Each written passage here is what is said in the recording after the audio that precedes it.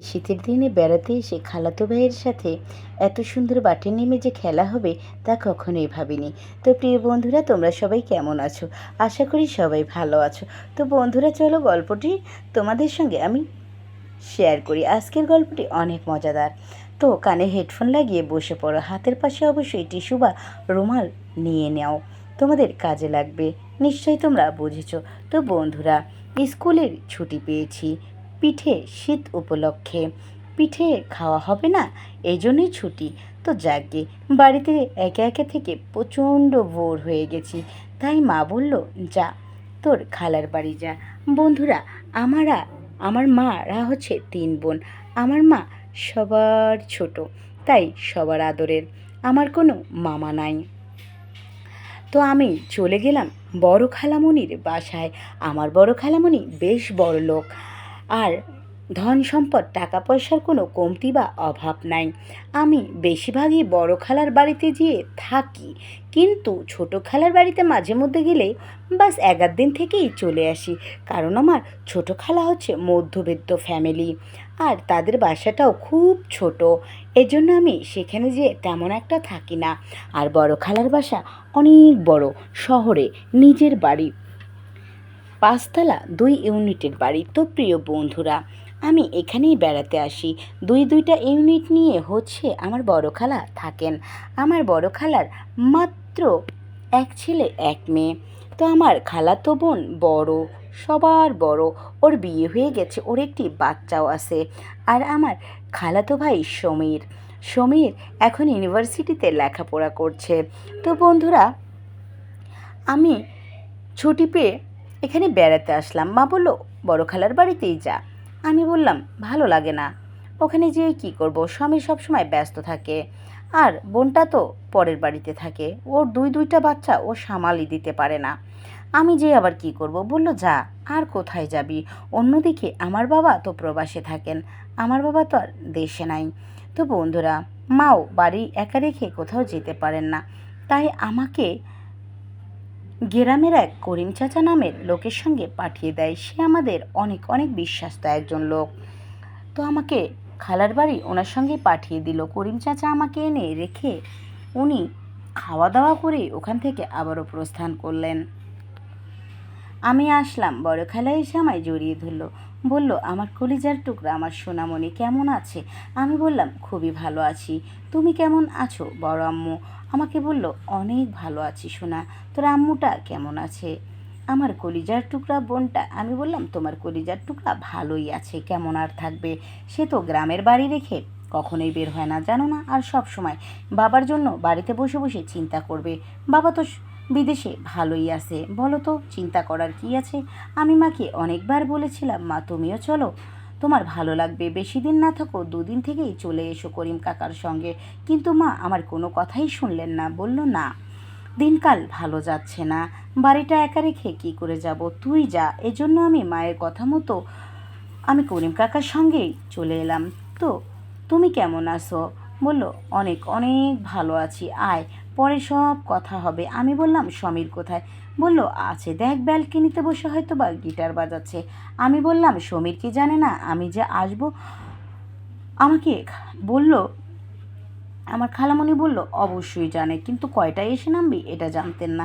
আমি বললাম, আমার হাতে আস্ত একটা অ্যান্ড্রয়েড ফোন, ওকে আমায় ফোনও দিতে পারলো না, ওর আজকে কান আমি মুচড়িয়ে দেব। কোথায় ও? এই বলে ব্যাগটা রেখে আমি দৌড় দিলাম ব্যালকনির দিকে যেতেই ব্যাস দেখলাম ওই দিকে হয়ে মহারাজা তো একদম উদাস হয়ে গিটারের একটা একটা করে তারে নিজের আঙ্গুল লাড়াচ্ছিল। তারপরে কোনো কথা না ভেবে ওর কান ধরে মুচড়িয়ে দিলাম। আমি বললাম, এই তুই জানতি না রে সমীর আমি যে আজকে আসবো? তুই দেখি আমাকে রিসিভ করতে আসলি না, এমনকি আমি রিং রুমে এসেও তোকে পেলাম না। তোর জন্য কিন্তু এটা মোটেও ভালো কথা নয়। সমীর আমায় বলল, আমি যদি তোর পিছে পিছে দৌড়াতাম তাহলে তুই আসার পর কোথায় কোথায় যাবি এগুলো কে ভাবতো তোর? কোন কোন কোন? আমি বললাম, কি কোন কোন কী রে? বলেই ফেল, মানে তোর কোন লাভার? আমি বললাম, ওমা, আমার লাভার আছে যে আমার লাভার ভাববে? এসব তো তুই ভাববি, তো কী কী ডিসাইড করলি? তখন দেখলাম ওর সাইডে খাতার কলম রাখা, দেখলাম ও অনেক বেশ কয়টা মানে সুনামধন্য জায়গা দেখার মতো ও লিস্ট করে রেখে দিয়েছে। আমি বললাম আচ্ছা, তাহলে তো তোর কানটা মুচড়িয়ে দাও, আমার খুব ভুল হয়ে গেল রে। ঠিক আছে নে, তুই আমার কানটা মুচড়িয়ে দে। বললো না, তোকে কান মুচড়াবো কেন, তোকে তো বুকে নেব। এই বলে ও আমাকে জড়িয়ে ধরলো, ধরে কপালে একটা চুমু দিল। বলল, তুই আমার অনেক আদরের, অনেক ভালোবাসার জিনিস, তোকে আদর করা যায়, চুমু দেওয়া যায়, তোর গায়ে কি হাত তোলা যায় বল। আমি বললাম হয়েছে, আর পাম দিলে কিন্তু আমি এবার ফেটে যাব, চল আয় ভিতরে যাই। তারপর বলল, কতদিন বন্ধ পেয়েছিস? আমি বললাম, তুই কতদিন পেয়েছিস? তারপরে আলাপ হলো, আলাপ সাপেক্ষে সেম সেম। আমি বললাম ঠিক আছে, পিঠা উৎসব তো অবশ্যই হবে, এসেছি তো পিঠা উৎসব করার জন্য। তারপরে খালামণিকে বললাম, খালামণি আমরা পিঠা উৎসব করতে চাই। বললো, কোথায় করতে চাও, পিকনিক নাকি বাসায় একা একা? আমি বললাম, no no no no no, একদম না, আমরা এইসব ময়মরূপের সাথে একদম পিঠা উৎসব করব না। তারপরে সমীর ওর বন্ধুদের ফোন দিল, বন্ধুরা সবাই তাদের গার্লফ্রেন্ডের সাথে নিল এবং আমিও সমীরের সাথে আমরা একটা ফুল রিসর্ট বুকিং করে দিলাম। তো বন্ধুরা, সেখানে আমরা পিঠা উৎসব করব এটাই ভেবেছি। তারপরে আমরা 3 দিন পর, আমি শহরে আসার 3 দিন পর ডেট ফিক্সড হয়। আমরা সবাই বিশাল একটা, মানে আমরা 6 6 12 জন গিয়েছিলাম, 12 সিটের একটি হাউস বুকিং করে নিয়েছিলাম আমরা। তো বন্ধুরা, আমরা ফাইনালি পৌঁছে গেলাম, আমরা এখন পিঠা উৎসব করব। তো যাই হোক, আমরা পৌঁছে যে রিসোর্টে উঠলাম, রিসোর্টটা দেখার মতো ছিল। তো জার্নি করে যাওয়ার পর শরীরটা কীরকম ম্যাচ ম্যাচ করছিল। তুরন্ত আমরা যার যার রুমে শেষে চলে গেলাম। সমীর আর আমি এক রুমে উঠে গেলাম। তারপর আমি খুব সুন্দর করে একটা ওয়েস্টার্ন পরে নিলাম, হোয়াইট কালার ওয়েস্টার্ন। যাই হোক বন্ধুরা, তারপর আমরা সুইমিংয়ে চলে গেলাম। তো সুইমিংয়ে যাওয়ার পর হোয়াইট কালার যে গেঞ্জিটা ছিল সাদা, তো পানিতে ভেজার পর বুঝতেই পারো তোমরা সেটা দিয়ে কি দেখা যেতে পারে। তো খুব সুন্দর করেই দেখা যাচ্ছিল, কিন্তু সমীর টিপ টিপ করে একবার মুখে চোখে পানি এভাবে সুইমিং থেকে নিয়ে নিয়ে নিজের চোখে মুখে মারছিল, অন্যদিকে আমার গায়ে একটু একটু করে ছিটিয়ে দিচ্ছিল, আর আমার দিকে অপলক দৃষ্টিতে বাস তাকিয়েছিল। সবাই জোড়া জোড়া করে আমরা 6 6 12 জন নেমে গিয়েছি, সবাই একসাথেই ছিলাম সেখানে। যাকে আমরা সেখানে প্রায় ঘন্টাখানেকের মতো আনন্দ করলাম পানি দিয়ে। তারপরে আমরা খুব সুন্দর করে করে উঠে চলে আসলাম ঘরের মধ্যে। আসার পরে আমার ঠোঁটে ছিল হালকা লিপস্টিক, ঠোঁটগুলো দেখতে বেশ গোলাপি গোলাপি, ডাইরেক্ট কমলার মতো। তো বন্ধুরা, আসার পরে সমীরকে বললাম, ঠিক আছে, তুই তো ছেলে মানুষ, সুইমিং করে এসেছিস নে, তুই সবার আগে চেঞ্জ কর। সমীর আমায় বললো, no no no no no, আমি রুমের মধ্যেও করতে পারবো, তুই আগে কর, তোর ঠান্ডা লেগে যাবে। তো আমি ফাটাফাট করে যেয়ে খুব সুন্দর করে একটা গামছা বড় পেঁচিয়ে আসলাম। আমি ওখানকার কোনো টাওয়ালে হাত দিইনি, আমার গামছা ব্যবহার করা অভ্যাস, তাও বড় গামছা। খুব সুন্দর করে গামছা দিয়ে নিজেকে মুড়িয়ে বের হলাম। তো আমি এসে দেখি মহারাজাটা একদম টাওয়াল পরে বসে আছে। ও আমাকে বলল, রাত তো হয়ে গেছে, তাহলে পিঠা উৎসব শুরু করা যাক। আমি বললাম, হ্যাঁ, সবাইকে ডাকো। বললো, না, আগে আমরা 2 জন করবো, তারপর। আমি বললাম, মানে? বলছে, আয়, মানেটা বুঝিয়ে দিচ্ছি। এত সুন্দর লাগছে তোকে দেখতে, কি আর বলবো। কিন্তু যাই বল, আমার গলাটা শুকিয়ে গেছে। আমি কিন্তু এখন প্রথমে একটু একটু কমলা খাবো রে, একটু কমলার কোষ দে না। আমি বললাম, মানে? বললো, সর, আমি নিয়ে খাচ্ছি। ও মা, এই কথা বলেই ও কমলার কোষ খেতে লেগে পড়লো। তারপর নিজের ইচ্ছা মতো কমলার কোষ খেতেই থাকলো। তারপরে বলল, আগে পিঠা আমি খাবো। এই বলে ও খুব সুন্দর করে বাদাম পুলি পিঠা খেতে লাগলো বন্ধুরা। তাও কি জানো, কাজু বাদাম পুলি পিঠা, অনেক সুন্দর করে।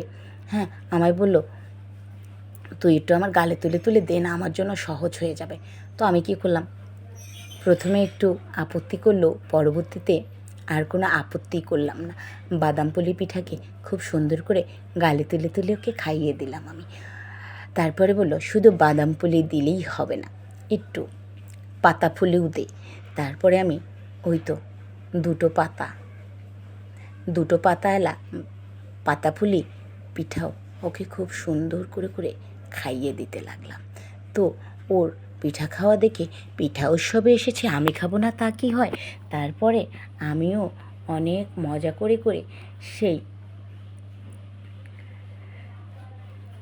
কুলি পিঠা, বন্ধুরা বিশ্বাস করো, পিঠে তো জীবনে অনেক খেয়েছি, কিন্তু আজকে যে পিঠে খেলাম সেটার স্বাদ একদম ভিন্ন আর এত টেস্টি।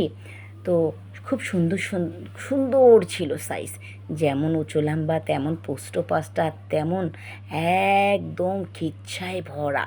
তো আমি খুব সুন্দর করে মজা করে করে সেই পিঠা খেতে থাকি। তারপরে লাড্ডুও অনেক মজা করে করে খাই। এত মিষ্টি লাগলো বন্ধুরা, আলাদাই স্বাদ। মিষ্টি তো বটেই, কিন্তু স্বাদটা কিন্তু আলাদা। নিশ্চয়ই তোমরা বুঝতে পেরেছো বন্ধুরা। যাই হোক, তো আমাদের খাওয়া দাওয়ার পর্ব শেষ। এবার লাইফের ফার্স্ট টাইম আমরা ব্যাট বল খেলবো। তো আমি বললাম, আমি তো বলিং করতে পারি না, তুই আমায় শিখিয়ে দিবি। বলল, তোকে এত কষ্ট করতে হবে না, জাস্ট আমি যা বলি তাই কর। ও যা বললো তাই করলাম। আমায় বুঝিয়ে বুঝিয়ে দিল, আমি সুন্দর করে বলিং করতে থাকলাম, আর ও ব্যাট দিয়ে ঠাস ঠাস করে বল বাড়ি দিতেই থাকলো। তো এই তো শিখে গেলাম ব্যাট বল খেলা। তারপর খুব সুন্দর করে প্রথম একটু তো অভ্যাস নেই, জানোই তো, সমস্যা হলো। তারপরে ফাইনালি হচ্ছে যে সবটাই ঠিক হয়ে গেল। আমরা খুব সুন্দর করে এই ঘরের মধ্যেই অল্প স্পেসের মধ্যেই ব্যাট বল খেলা শিখে গেলাম এবং খেলতেও লেগে পড়লাম। তো ফাঁক পেলেই যখন খাওয়া দাওয়া করতে যখন বড্ড ক্লান্ত হয়ে পড়তাম আর কুলোতো না, শরীর ভার হয়ে যেত, তখন আমি আর ও খুব সুন্দর করে ব্যাট বল খেলতাম। তো আমরা এখানে 3 দিনের জন্য এসেছিলাম ঠিকই, কিন্তু সবাই মিলে আমরা এখানে 7 দিন 7 রাত থেকে গেলাম বন্ধুরা। তারপরে বাড়ি চলে আসলাম, মানে খালাদের বাড়িতেই আসলাম। আসার পরে ও আমার দিকে একটু একটু করে দেখছিল, আমি ওর দিকে একটু একটু করে তাকাই, খেতে বসে হাঁটতে বসে যখনই। কিন্তু বাড়ির পরিবেশটা সম্পূর্ণ ভিন্ন। তো একদিন খালামণি বাহিরে গেলেন, খালু তো বাসায় নেই। তো যাই হোক, আমি আরও খুব সুন্দর করে পিঠে খাওয়া লেগে পড়লাম। শীতের দিন পিঠে খেতে ভালোই লাগবে, হজম শক্তিটা খুব ভালো। তো বন্ধুরা, খাওয়াটা কি কোনো অপরাধ বলো তো? মজা লেগেছে, খেয়েছি, আমিও পেট ভরে খেয়েছি, ও পেট ভরে খেয়েছি, নিজেদের ইচ্ছায় খেয়েছি, জোর জবরদস্তি তো আর খাইনি। জাগে খাচ্ছি এমন সময়, আরে বাপরে, জ্বালানাটা যে খোলা ছিল তা তো জানিই না। এই খাওয়া দাওয়ার দৃশ্য খুব সুন্দর করে খালামণি দেখে ফেললেন। দেখে ফেলার পর তো এটা নিয়ে অনেক কিছু হলো, গালে তুলে তুলে খাওয়াচ্ছ, তোমরা শিয়ানা হয়ে গেছো, এটা মোটেও উচিত নয়, কথা বলবো। পরে মার সাথে কথা বলে এই বিষয় নিয়ে। পরে আসলে খেলার ছলে হোক বা যাই হোক, আমি সমীরকে খুবই খুবই ভালোবেসে ফেলি। আর সমীর তো আগে থেকে আমায় প্রচণ্ড পছন্দ করতেন। তো বললো, তোমাদের বিয়ের ব্যবস্থা করব, মেয়ে দেখতেছি। এই কথা বলার সঙ্গে সঙ্গে সমীর বলল, আমার জীবন থাকতে আমি অন্য কাউকে বিয়ে করব না, আমার যদি বিয়ে করতে হয় ওকেই করব, মানে আমাকে করবে।